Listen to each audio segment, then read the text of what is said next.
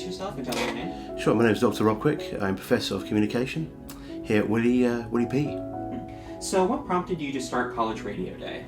Well, it's going back 12 years ago now. I thought there should be a day that we could surely come together and unite for the good of the medium of college radio.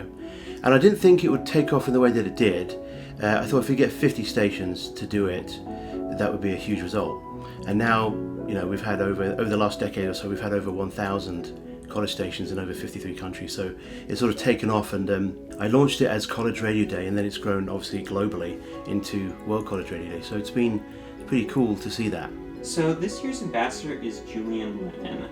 What made you choose him, and what is the process for picking an ambassador for each year? I know that you showed us a video about him singing one of his songs. Yeah. So the theme comes first. It was Voices for Peace, and then you think, who can we get as the ambassador that would be a good match with that theme? And Julian Lennon is a UNESCO Peace Laureate, and he's worked towards advancing peace his entire life. And he just recorded earlier this year Imagine, his father's song, for the people of Ukraine. So it was a really good match, and then we reached out to him and he said, yeah, I'd love to do it. So that's how we got Julian Lennon this year. So this year's theme is Voices for Peace. Tell us how you came up with this theme.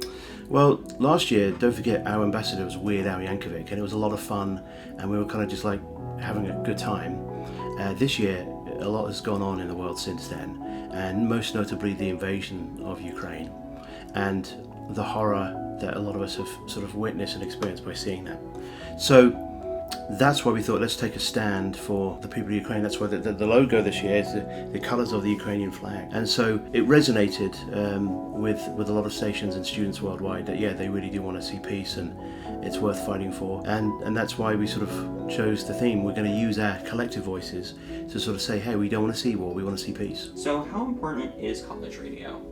I think college radio is really important. Not everyone understands or appreciates it, but if it were to disappear tomorrow, that would be a huge loss, because it's often the place where it's the first step along the way where students learn how to communicate, how to become broadcasters. It's a great stepping stone towards a future career. Even if you're not in the media, radio, TV, you still learn some really important skills in college radio when you're doing it that are transferable to a successful future life. So I think college radio continues to be sort of underappreciated, but it's very valuable in my opinion. And people say like radio is going to die in a couple of years, but I feel like it's going to expand more and more as it goes on. I think rumours of radio's death have been greatly exaggerated, but I think as long as the exciting formats like podcasting, which really does come from radio, as long as there's stuff like that happening, then radio will always be with us. I just don't think it quite is in the sort of glory days as it has been in the past, but it's still very important. What led you to pursue a radio career? I always liked the theatre of the mind, the imagination, that with radio, listening to audio only, you get better pictures.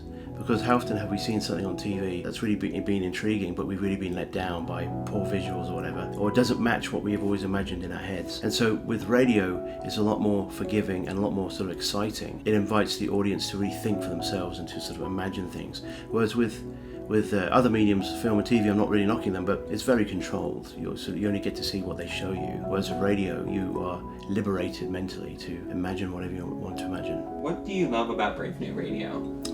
Well, Brave New Radio, I was GM for 14 years, and we really went from a station that was struggling to survive to reinventing itself. And being brave means doing things that other stations won't do, or I think they're very, very brave and courageous in becoming the first alt hip-hop college station in the country.